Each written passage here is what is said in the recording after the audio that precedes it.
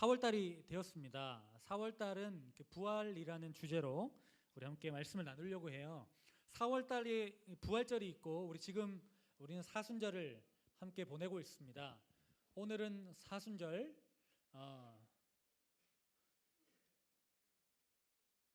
우리가 벌써 4개를 껐네요. 5번째인데 이제 7주가 되면 이제 부활절이 이제 다가옵니다.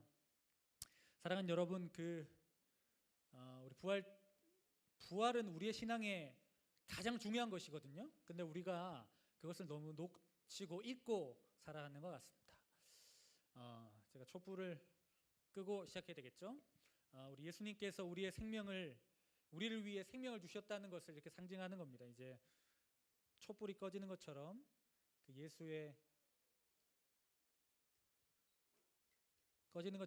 예수님께서 우리를 위해 목숨을 버리셨다는 것을 꼭 기억하고, 이것이 우리 속에 가득할 때 진짜 신앙생활이 우리 가운데 시작되는 줄 믿습니다. 개인적인 얘기를 해서 참 죄송하지만 지난주 그 목사님 이제 생일이 있었어요. 그래서 축하를 많이 받았는데 몰랐던 분들은 지금 아시면 되고 넘어가면 되니까요. 괜찮은데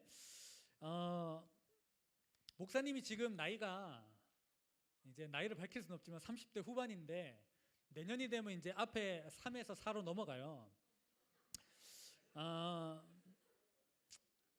예로부터 40살이 되면 40을 뭐라고 불렀는지 알아요? 불혹이라고 불렀거든요. 불혹의 뜻이 뭔지 아세요? 유혹에 넘어가지 않는다, 유혹에 빠지지 않는다라는 거예요. 그런데 아무리 생각해봐도, 아무리 묵상해봐도, 아무리 큐티를 해봐도 이 40살은 유혹에 가장 취약한 나이가 아닌가, 그런 생각을 해봤어요. 그래서 우리 교회에 이제 어떤 권사님 계신데 이런저런 얘기하다가 목사님 40부터 50대 초반까지 조심하셔야 된다고. 자기는 이제 더 이상 이제 아무것도 이제 유혹에 넘어갈 것도 없고 이제 인생에 유혹이 없는데 40부터 50 초반까지 유혹이 많다, 이렇게 얘기를 하셨습니다. 특별히 제가 이제 목요일마다 이제 경안고에 어머니 기도에 가는데 어머니들 중에 제가 나이가 제일 어리거든요. 저보다 기본적으로 다 나이가 많으신데 저보고 자꾸 생신 축하한다고 이래가지고 상당히 불편하더라고요. 다 이렇게 나이 많으신 분들이 나한테 생신하니까 도리어 저도 이렇게 나이가 많아 보입니다. 예전에는 40 정도 되면 이제 다 컸다, 진짜 어른이다, 유혹에 넘어가지 않을 정도로 이제 정말 흔들림 없는 나이가 됐다라고 얘기하겠지만 지금 이 시대는 좀 다른 것 같아요.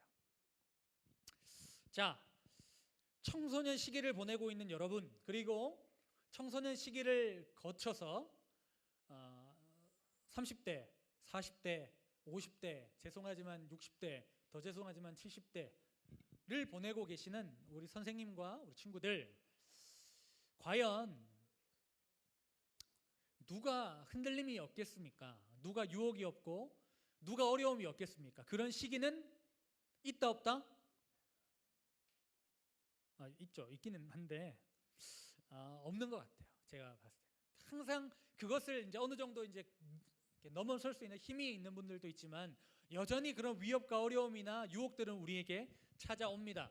그러니까 이 제자들이 광풍을 만나서 배에서 광풍을 만난 것처럼 우리는 가만히 배를 타고 있는데, 우리는 그냥 우리의 삶의 여정을 걸어가는데 이렇게 우리를 흔드는 일들이 우리의 삶에 일어난다는 것이죠.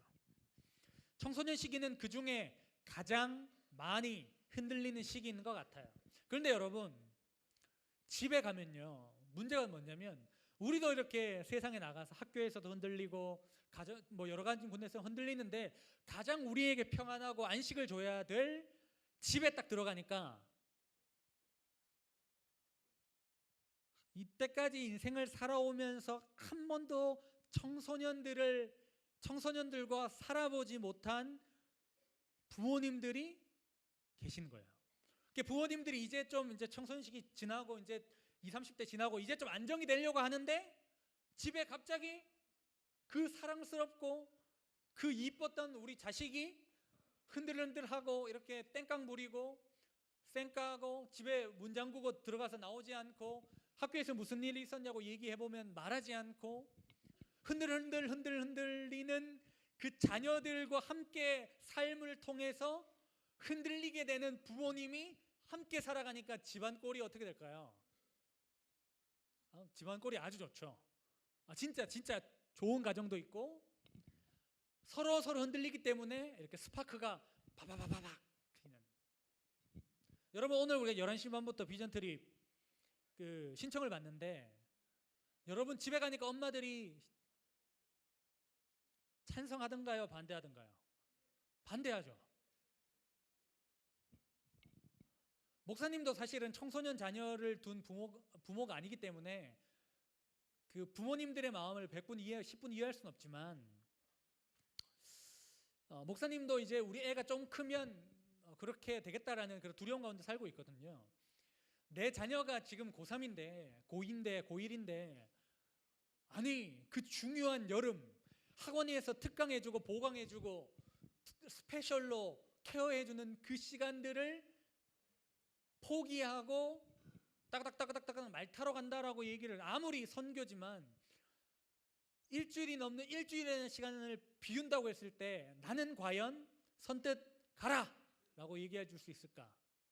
엄마 아빠 돈 많다 85만 원 껌이다 확 던져줄 수 있을까라고 생각했을 때 쉽지 않을 수 있겠다라는 생각을 저 스스로도 하면서 우리 친구들이 아마 오늘 예배 드릴 때 그 마상이라고 하잖아요.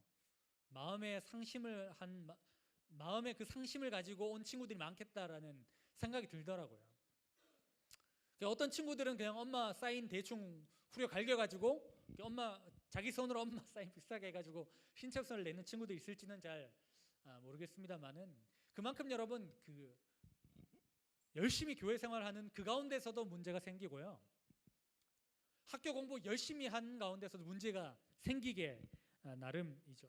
근데 여러분들이 부모님을 좀 이해해 주셨으면 좋겠어요. 부모님도 여러분들하고 한 번도 여러분들이 이렇게 사춘기 보내는 시기를 보내는 자녀들과 한 번도 살아보지 못하셨어요. 그래서 어려우실 거예요. 목사님, 우리 형도 있고 누나도 있고 언니도 있고 오빠도 있는데요 라고 얘기한다면 여러분 언니 오빠 형 누나하고 여러분들이 같을까요 다를까요? 달라요. 물론 여러분들의 형들이 막 사고 쳤다가 여러분들은 너무 편안하게 이렇게 보낸 친구들도 있어요. 근데 그거는 이제 이렇게 퍼센테이지로 했을 때 적기 때문에 그리고 이제 어느 정도 평균이 있기 때문에 다 다르다는 거죠. 그 어려운 시기를 우리가 다 함께 특별히 목사님도 흔들리고 선생님들도 흔들리고 여러분 부모님들도 흔들리고 여러분들도 흔들리고 있는데 우리가 서로 어떻게 하면 이 흔들리며 살아가는 삶을 도울 수 있을까? 섬길 수 있을까를 고민하는 우리가 되었으면 좋겠습니다. 오늘 제자들 보세요. 갈릴리 호수를 배를 타고 가고 있거든요. 여러분 잘 생각해 보면 제자들의 직업이 뭐죠? 다 다르지만 예수님의 첫 제자들을 보세요. 핵심 제자들을 보세요. 직업이 뭐죠? 어부예요, 어부. 그리고 그들의 삶의 터전은 어디였을까요? 가장 물고기 많이 잡았고 놀던 곳. 그 바다가 어느 바다냐고? 갈릴리 바다예요. 갈릴리 호수인데 워낙 이렇게 컸기 때문에 갈릴리 바다라고도 부르기 하거든요. 그런데 자신들의 삶의 터전, 직업은 어부. 그런데 광풍을 만나니까 어때요 지금? 상당히 두려워하고 있죠. 여러분 이게 우리의 삶 아닐까요? 진짜 잘 살고 있는데 내가 여기서 한 번도 떨어본 적이 없어. 내가 시험 칠 때 한 번도 떨어본 적이 없는데 시험 칠 때 막 떨리는 거야. 내가 목사님도 마찬가지예요. 이곳에서 설교할 때 한 번도 떤 적이 없진 않는데 떤 적이 되게 많지만 어느 정도 떨다 보니까 이제 적응이 돼서 괜찮은데도 불구하고 설교도 되게 열심히 준비해서 오늘 설교는 뭔가 되겠다라고 생각했을 때 그때 어때요? 두려움이 찾아오고 막 떨림이 찾아올 때가 있습니다. 제자들의 모습도 마찬가지예요. 여러분 우리의 삶에도 그런 상황이 찾아올까요? 찾아오지 않을까요? 완벽하다, 더 이상 더할 나위 없이 준비가 됐다라고 하는 그 상황 속에서도 우리의 삶에는 흔들림이 찾아옵니다. 그 연예인들은 다르겠지라고 생각해봤는데 뭐 시상식이나 뭐 이런 것들을 보면 너무 떨려서 우왕청심원 같은 거 먹고 왔다라고 얘기하는 사람들이 꽤 많더라고요. 제자들의 모습을 보면서 많은 생각들을 해보게 되었습니다. 그렇게 고기를 잡았던 그곳, 만선의 기쁨도 누렸고 때로는 실패와 절망도 누렸겠지만 그 많은 시간을 보냈던 그 갈릴리 바다, 광풍이 올 거라는 것도 알고 있었고, 물론 광풍이 언제 올지는 모르지만 그 광풍을 많이 경험해 봤던 그 제자들이 오늘 하고 있는 모습을 봤을 때 손가락질하고 싶지만 이 도리어 나에게 돌아오는 삶의 모습을 보면서 오늘 말씀을 통해서 다시 한번 내 마음과 내 생각과 나의 삶을 재정비해야 되겠다는 생각을 해보게 됩니다. 아무리 능력자라도, 아무리 힘이 많은 사람이라도, 아무리 대단한 사람들이라도 이렇게 흔들리는 순간은 찾아옵니다. 여러분, 그런데 진짜 이 상황 속에 지혜로운 사람은 누구일까요? 오늘 제자들이 어떻게 하고 있는지를 보면 알지 않겠습니까? 제자들이 어떻게 하고 있죠? 예수님을 깨우고 있어요. 자, 광풍이 났어요. 난리가 났어요. 요동해요. 그런데 유일하게 요동하지 않고 주무시고 계신 분이 계세요. 그분이 누구일까요? 예수님이세요. 사실 목사님은 이 설교를 할 때마다 상당히 진짜 마음이 불편해요. 목사님은 배 타는 게 싫어요. 멀미 되게 많이 해요. 목사님 집에서 걸어서 5분 가면 바다예요. 목사님 아버지 지금도 배 타고 계세요. 30-40년 배 타셨어요. 저희 할아버지 몇 년 배 타셨는지 모르겠는데 다 배 타셨어요. 목사님은 기억이 안 나는데 어렸을 때 할아버지 배를 타는 선원들이 있을 거 아니에요. 그 선원들을 맨날 할머니께서 밥을 먹이셨대요.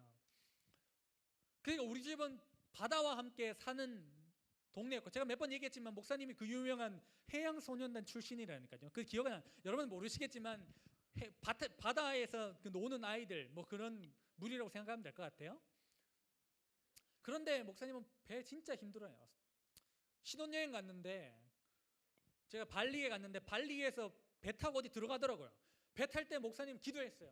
막 너무 흔들려가지고, 주님 이러다가 신혼여행 와서 죽는 거 아닌가, 근데 괜히 이거에 돈 주고 왜 생고생하냐고 이렇게 했던 기억이 납니다. 근데 진짜 신기한, 진짜 기분 나쁜 거는 같이 배 타는데 옆에서 나는 두려워 떨고 있는데 자는 사람 보면 진짜 열받아요. 그러면서 너무 부럽기도 하는 거죠. 열받는 이유가 부러워서 그렇겠죠. 근데 여러분, 우리는 모두가 흔들리는데 유일하게 흔들리지 않는 분이 계세요. 그분은 바로 예수님이세요. 예수님은 왜 흔들리지 않는지 아세요, 여러분? 예수님이 그 광풍도 피조물이거든요. 예수님이 온 땅을 창조하셨는데 모든 것을 창조하셨다고 보면 예수님은 그 광풍도 컨트롤할 수 있는 분이시기 때문이에요. 왜 이렇게 설교는 할 때만 떨리거든요. 근데 왜 떨림에도 불구하고 이렇게 끝까지 할 수 있는가? 왜 떨리지 않을 때도 있는가 생각해 보면 이 상황을 내가 컨트롤할 수 있기 때문이에요. 그럼에도 불구하고 목사님은 완벽하지 못해요. 왜냐하면 나는 그냥 많은 경험을 했기 때문에 떨리지 않는 거지, 이 상황을 내가 어떻게든 바꿀 수 있고 내가 할 수 있는 한계 안에서 할 수 있지만, 그러나 목사님이 컨트롤할 수 없는 일들이 벌어질 수 있는 것이죠. 옛날에 여러분 모르시죠? 새벽기도 하는데 어떤 분이 새벽기도 목사님 설교하고 있는데 여기 앉아가지고 이렇게 계셨던 분이 있어요. 알고 봤더니 이제 술 취한 분이셨는데, 그럴 때 여러분 어떨까요? 갑자기 설교하다가 이렇게 이분이 튀어 올라와가지고 이렇게 해코지하고 이러면 어떻게 할까요? 주 예수 이름으로 물러가라! 이렇게 장풍 쏠까요? 여러분 여러 가지 그런 어려움들이 있는 것이죠. 그런데 예수님은 그 상황을 컨트롤할 수 있는 분이에요. 그렇다면 여러분 속에 있는, 여러분 안에 있는 문제들을 동일하게 보았을 때, 여러분들이 흔들릴 때 우리가 어떻게 해야 될까요? 예수님을 흔들어 깨워야 되지 않겠어요? 여러분, 예수님께서 이렇게 얘기하세요. 일어나신 다음에 제자들을, 광풍을 잠잠하게 한 다음에 제자들을 꾸짖으세요. 너희 믿음이 뭐라고 얘기하죠? 너희 믿음이, 자, 같이 읽어보겠습니다. 여러분 모르시니까 제가 읽어드려야 될 것 같아요. 자, 우리 방송실 좀 도와주세요. 갑자기 배터리가 나간 것 같아. 아까는 나왔는데, 자, 한 칸만 넘겨주시겠어요, 방송실? 말씀 같이 읽어보겠습니다. 24절 말씀입니다. 자, 할렐루야. 우리 방송실 한번 딱 눌러주시겠어요? 목사님이 지금 컴퓨터 바꿔달라고 요청을 한 상태이기 때문에 저거는 방송 담당자 문제가 아니고 컴퓨터 문제라고 생각합니다. 자, 같이 읽어보겠습니다. 시작. 제자들에게 이르시되 너희 믿음이 어디 있느냐 하시니 그들이 두려워하고 놀랍게 여겨 서로 말하되 그가 누구이기에 바람과 물을 명함에 순종하는가 하더라. 너희 믿음이 어디 있느냐 얘기하는 거죠. 여러분, 예수님과 제자들이 얼마나 오랜 시간 함께 생활했습니까? 그런데 문제가 생기니까 예수님이 기적을 행한 것들을 많이 봤거든요. 그런데 문제가 생기니까 어떻게 되죠? 죽을 것 같으니까 뭐 예수님 생각 못하는 거예요. 그냥 광풍, 어떡하지 죽겠다 할 때 예수님을 깨우는 거잖아요. 여러분, 예수님이 지금 어디 계세요? 지금 어디 계실까요? 저는 예수님께서 우리에게 이런 말씀하실 것 같아요. 나는 너희 안에 있다. 예수 그리스도를 주로 시인하는 자들에게는 성령이 함께 하시거든요. 성령이 우리 안에 계시다는 것은 우리 주님이 함께 계시다는 건데, 우리는 믿음을 너무 이렇게 다른 데서 찾는 것 같아요. 목사님, 다른 목사님들, 다른 선생님들, 다른 믿는 사람들 보면 도저히 못 믿겠어요. 그 사람들 보면 신앙생활 못 해먹겠어요 라고 이야기하면서 정작 우리 안에 있는 예수님을 놓치고 있는 것이죠. 그 사람들을 바라보는 눈에서 시선을 돌이켜서 우리 안에 계신 하나님, 나와 함께 하시는 그 예수님을 왜 흔들어 깨우지 못할까 라는 생각들을 해보게 되는 것이죠. 너는 하나님의 사람이 아니냐, 내가 너와 이때까지 함께하지 않았냐, 왜 나를 바라보지 못하고 또다시 두려워하는가. 흔들리는 시기가 되니까 믿지 않는 사람들과 똑같이 살아가느냐라고 예수님께서 우리에게 책망하는 것 같아요. 똑같이 흔들리고 어려우니까 똑같이 술 마시고 똑같이 게임에 빠져있고 똑같이 나쁜 짓 하고 똑같이 왕따 시키고 하는 것 아니겠습니까? 그리고 반문합니다. 주님, 어디 계셨습니까? 내가 흔들릴 때 어디 계십니까? 라고 물어보는 것이죠. 우리 주님께서 책망하시며 우리에게 말씀하십니다. 나는 너의 안에 있다 라고 얘기하는 것이죠. 여러분, 우리가 흔들리는 시기에 예수님 도와주십시오. 예수님 도와주세요. 예수님 나와 함께 해주세요. 내 안에 계신 주님, 내가 흔들립니다. 나에게 믿음을 더하여 주십시오. 평안을 더하여 주세요. 그렇게 기도할 때 우리 주님께서 우리와 함께 하지 않으시겠습니까? 제자들도 그 자리에 예수님께서 함께 계셨음에도 불구하고 예수님은 두 번째인 거죠. 할 만큼 하고 던질 거 던지고 조치할 거 조치 다 하고 이제 더 이상 소망이 없으니까 그때 예수님을 찾는 것이죠.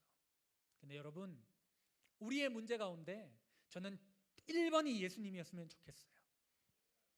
먼저 예수님이 생각났으면 좋겠어요. 아, 예수님 나 안에 계시지. 내 안에 있는 예수님을 흔들어 깨웠으면 좋겠어요. 그게 어떻게 할 수 있을까요? 여러분들이 기도하면 되는 것 같아요. 그것도 기도라는 것이 너무 어렵게 생각하지 말고 주님 도와주세요. 속으로 생각하는 것, 그 모든 것이 기도가 아닐까 하는 생각을 해보게 됩니다. 그런데 목사님이 이렇게 설교를 준비하면서 이제 설교를 써놓고 그런 생각이 들더라고요. 그런데 인생을 살아가다 보니까 흔들리는 시기가 찾아오고 그 흔들리는 시기를 기도해야 된다. 예수님을 흔들어 깨워야 된다. 믿음으로 살아야 된다. 거기까지도 알겠더라고요. 그리고 그런 상황 속에 그렇게 해봤어요. 그런데 흔들리는 게 잦아들지 않는 거예요. 여전히 마음이 어려운 거예요. 그냥 더 마음이 어려운 거예요. 나는 예수 믿는 사람인데 왜 계속 이렇게 마음이 어렵지? 흔들리지? 그런데 이제 목사가 되었어요. 나는 목사인데 왜 이렇게 흔들리지? 어렵지? 그리고 내가 기도하는 것들이 진짜 해결되지 않을 때까지 계속 불안하더라고요. 그러니까 더 흔들리고 불안하고 힘들더라고요. 과연 이렇게 설교를 마무리하면 그래서 어떡하라고 라는 것으로 마무리되지 않을까, 그런 생각이 들더라고요. 예전에 목사님 그렇게 설교했던 것 같아요. 힘드냐? 나도 힘들다. 목사님도 힘들다. 세상에 다 힘들다. 그러니 나만 그런 게 아니니까 우리 힘을 내자. 그럼 그 다음 단계는 뭘까? 이런 생각들을 해보게 되는 거죠. 부활이라는 주제를 가지고 설교를 하는데 왜 이런 두려움과 광풍과 흔들림과 문제 가운데 있다라는 설교가 진행될까? 저는 그런 생각이 들었어요. 진짜 부활을 경험하기 위해서는 진짜 죽음을 경험해야 될 것 같아요. 진짜 부활이 예수님께서 살아나셔서 예수님의 부활을 때문에 내가 진짜 부활한다라는 것을 믿기 위해서는 우리의 삶에서 진짜 죽음과 같은 두려움과 어려움들을 경험해야 되고, 도무지 해결되지 않는 죽음과 같은 광풍과 흔들림을 경험해야만 진짜 예수님이 필요하고 진짜 부활이 필요하고 진짜 하나님의 사랑이 필요하다라는 것을 우리가 깨달아야 된다라는 것을 말하고 싶었던 것이죠. 우리가 지난주에도 우리가 이효순 목사님을 통해서 설교를 들었지 않습니까? 그분이 만나는 그 많은 사람들 다 흔들림을 경험하는 아이들이고, 더 이상 갈 곳이 없기 때문에 자해를 하고, 어쩌면 부모님께 복수하고 싶은 마음으로 더욱 삐뚤어지고 성매매의 자리로 나간다.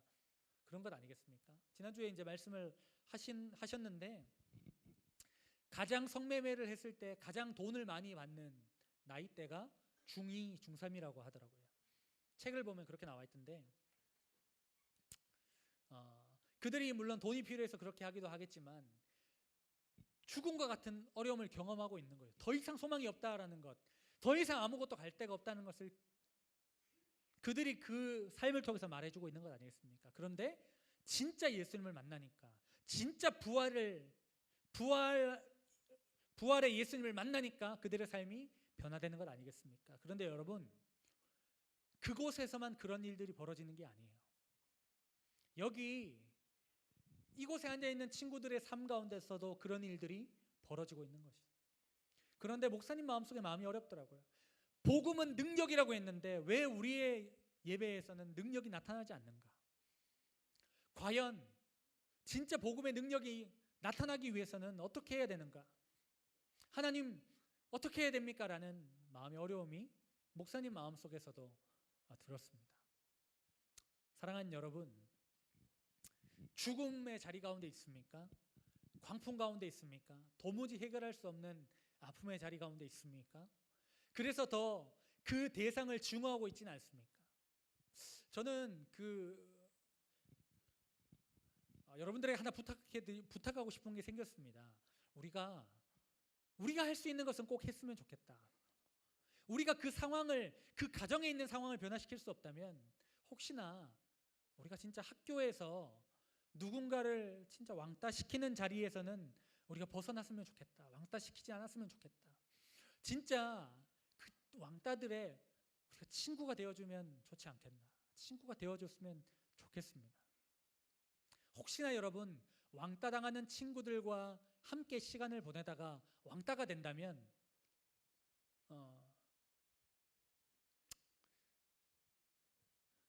진짜 목사님이라도 그 친구에게 친구가 되어드리겠습니다. 그리고 여러분, 옳은지 아는데도 불구하고 그것을 하지 못해서 죄책감을 가지고 있는 친구들이 여기 생각보다 많거든요. 그런데 여러분 생각해 보세요. 옳은 일인데 하지 못해서 죄책감을 가지는 이유가 뭐예요? 이것이 옳음에도 불구하고 하지 못하는 거잖아요. 그런데 이것이 옳다라는 것을 친구들이 알까요, 모를까요? 알고 있어요. 용기가 없어서 못하는 거예요. 그런데 여러분, 이 옳은 행동을 하는 친구들이 하나, 둘 생겨나면 어떤 일이 벌어질까요, 여러분? 역전이 일어나는 거예요. 진짜 그곳에서 부활의 생명력이 나타나는 거라고요. 저는 그걸 경험했으면 좋겠어요. 목사님이 이렇게 합시다. 목사님이 어떤 예발을 던져줄 수 있지만 그것이 아니라, 오늘 우리 찬양 나오잖아요. 우리가 주님께서 우리와 함께 하시니까 나는 내 삶의 자리에서 오늘을 살아가는 거예요. 나만 살아가는 것이 아니라 여기 있는 친구들만 오늘을 살아간다면 여러분, 학교가 변할걸요? 안산 지역이 변할 거예요. 우리 선생님들에게 먼저 얘기 못 해드렸는데 먼저 제가 설교 때 말씀드렸지만 정말 죄송한데요. 그 어떤 선부동에 있는 몇몇 교회에서 목사님한테 연락이 왔어요. 근데 어떻게 연락이 왔냐면 그들이 원하는 거는 이거예요. 안산 지역에 청년들과 청소년들이 모여서 함께 기도하고 함께 예배했으면 좋겠다. 그런데 어떤 아는 목사님을 통해서 이렇게 아는 목사님한테 전화를 했는데 그 목사님이 저를 추천해 주더라라고 얘기했어요. 근데 목사님이 발을 빼지 못했던 이유가 뭐냐면 추천해 주는 목사님이 목사님한테 전화하면 목사님은 순수하게 이 사역을 도와주실 수 있을 거라고 말씀하셔가지고 제가 이렇게 연락했습니다. 이렇게 하는데 저는 전혀 순수하지도 않고 저는 아주 이렇게 다문한 좋지 않은 의도를 가지고 있습니다 라고 솔직하게 얘기를 하고 싶었는데 얘기를 하지 못했어요. 그런데 곰곰이 생각해 보니까 어떤 생각이 들었냐면 정말 우리 안산 안에 함께 예배하는 이 예배하는 공동체가 늘어난다는 것은 좋은 것 아니겠냐라는 생각이 들었습니다. 그리고 목사님이 가장 꿈꾸는 건 뭐냐면 여기서 여러분들이 은혜를 받고 여기서 여러분들이 불을 받아가지고 여러분들의 각 학교에 가서 여러분들이 예배를 세우면 얼마나 좋을까. 목사님은 그게 사실은 가장 꿈이거든요. 목사님이 이때까지 뭐 한두 번이지만 디미고, 국비고, 경안고, 또 어디 갔어? 안산고, 그리고 이런 곳곳에 있는 학교를 가서 목사님이 예배하고 5월 달에는 이제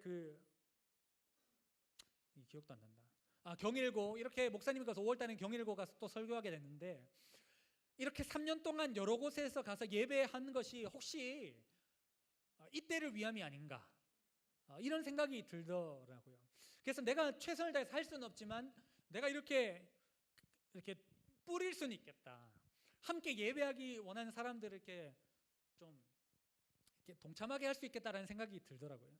그러면서 여러 가지 많은 생각이 들더라고요. 우리 안산에 있는 청년들이 얼마나 힘들게 살고 있는데 그 돌파구가 결국은 예배가 아닐까 그런 생각을 해보고 있습니다.